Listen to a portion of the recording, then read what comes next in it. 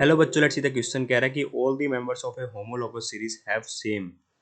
तो देखिए बेटा, जो होमोलोगस सीरीज होती है उसमें होता क्या है, ये कलेक्शन ऑफ कंपाउंड्स होते हैं, इनका सेम जनरल फॉर्मूला सेम रहता है। ध्यान रखना बेटा, क्या रहता है बेटा, जनरल फॉर्मूला सेम रहता है। ठीक है। और differ only in carbon chain, जो कार्बन चेन लेंथ होती है बेटा वो डिफर करती है। ठीक है, कार्बन चेन लेंथ क्या होती है, वो डिफर करती है। और ध्यान रखना, डिफरेंस किसका आएगा बेटा, मेरे CH2 ग्रुप का डिफरेंस आता है जनरली। ठीक है, फॉर एग्जांपल मैं एग्जांपल दूंगा आपको। और ध्यान, तीसरी चीज ध्यान क्या रखनी है बेटा, इनमें जो फंक्शनल ग्रुप है बेटा वो भी सेम रहेगा। अगर कोई फंक्शनल ग्रुप है तो वो क्या रहेगा बेटा, पर्टिकुलर सेम ही रहने वाला है। ठीक है, वो क्या रहने वाला है बेटा, जैसे मैं एल्काइंस की बात कर लूँ बेटा।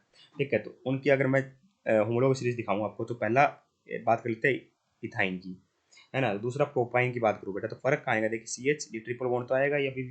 ठीक है, यहाँ पे क्या आ जाएगा बेटा मेरा CH ट्रिपल बॉन्ड C, और यहाँ पर CH3। ठीक है, तो ये प्रोपाइन हो गया बेटा। ब्यूटाइन में क्या होगा मेरा, CH triple bond C, CH2, कितने कार्बन हो गए बेटा, 1 2 3, और यहाँ पे आ जाएगा CH3।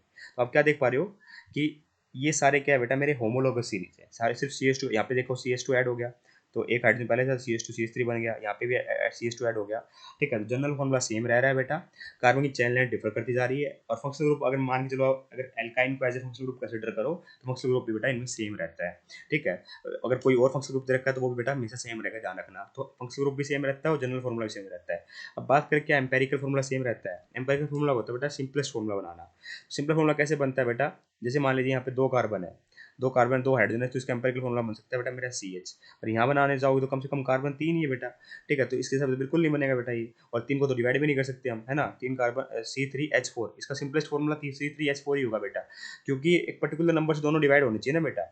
ठीक है, तो यह तो पॉसिबल है नहीं, इसका मतलब एम्पेरिकल फॉर्मूला सेम नहीं रहेगा, तो 1 और 3 करेक्ट आंसर हो जाएगा बेटा यहाँ पर। और अपने को ध्यान रखनी चीज़ क्या क्या सेम रहता है, फंक्शनल ग्रुप सेम रहता है, जनरल फॉर्मूला सेम रहता है, एम्पेरिकल फॉर्मूला डिफर हो सकता है, और कार्बन चेन लेंथ डिफर होगी। तो I hope you understand the answer. Option number 1 and 3 are correct here. Thank you so much.